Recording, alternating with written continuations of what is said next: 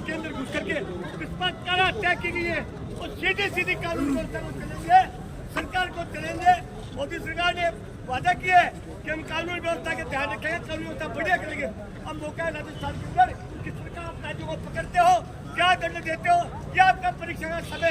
हम राजपूत हैं, धैर्य हमारे अंदर, हम सुसाइड वाले लोग हैं, हम इंतजार करेंगे। न्याय नहीं मिला तो उसकी कल्पना आप करना कि हम क्या कर सकते हैं, कि आप पर छोड़ते हैं। आपकी न्याय व्यवस्था अगर ठीक रही तो हम आपके साथ ठीक रहेंगे। न्याय व्यवस्था आपकी खराब रही, आप अपराधियों को खुला छोड़ देंगे तो फिर हमें क्या करना है। आप सब सारी बात समझते हैं, शांति बनाए रखें।